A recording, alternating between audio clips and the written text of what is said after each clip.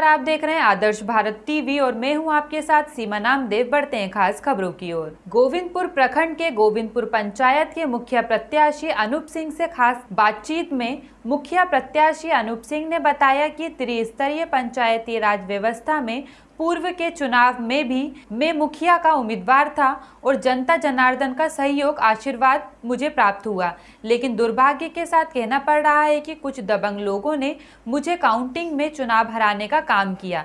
लेकिन गोविंदपुर पंचायत के सभी सम्मानित जनता जनार्दन और नौजवान साथियों पर मुझे भरोसा और विश्वास है कि पूर्व के भांति इस पंचायत चुनाव में भी अपार जन समर्थन के साथ मुझे मुखिया के पद पर सुशोभित किया जाएगा। मैं अपने पंचायत के सभी सम्मानित जनता जनार्दन और नौजवान साथियों से अपील करता हूं कि आप अपना बहुमूल्य वोट देकर मुझे पंचायत की सेवा करने का मौका दें। निश्चित तौर पर पंचायत का सर्वांगीण विकास करूंगा। सरकार द्वारा संचालित सभी योजनाओं का लाभ 100% पारदर्शिता के साथ आप तक पहुंचाने का कार्य करूंगा। आज हम पहुंचे हुए हैं नवादा जिला के गोविंदपुर प्रखंड में, जहां पर गोविंदपुर पंचायत है और यहां से एक युवा मुखिया प्रत्याशी के रूप में अनुज कुमार सिंह जुड़ रहे हैं हमारे साथ। लगातार त्रिस्तरीय पंचायती राज व्यवस्था में यह जनता के बीच में अपना सेवा भाव से प्रचलित हैं। पूर्व के पंचायत चुनाव में भी मुखिया के उम्मीदवार के रूप में यह जनता के अदालत में थे।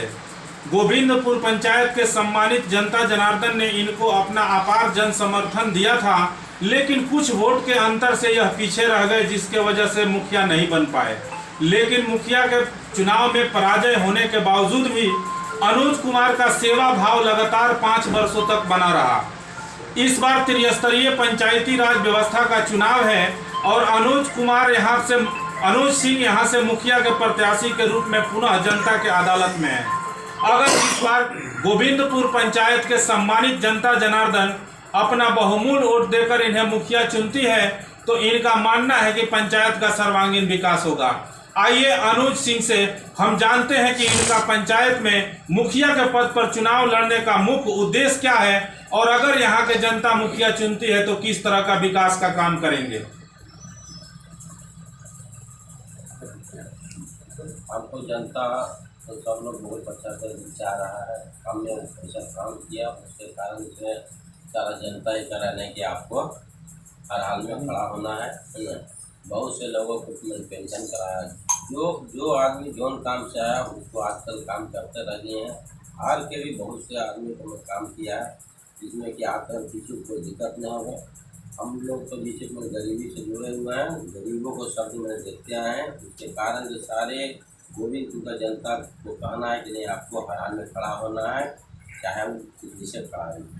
इसीलिए जनता को बात मान के फिर हम खड़ा हुए हैं। बाकी जो हम होता है जनता को सभी सेवा किए हैं और सभी सेवा करते हैं।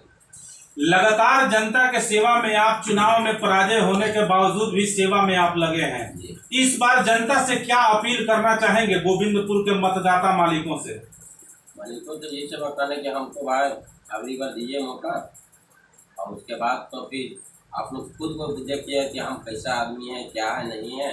अब बाकी काम के लिए जनता जानता है ना कि हमारे लिए बहुत कुछ मदद कर सकते हैं, या अपने लोगों के लिए कभी कुछ नहीं कर। निश्चित तौर पर अनुज जी का यह प्रयास है कि मैं सदैव अपने जनता के बीच बना रहूं और इन बने भी रहते हैं।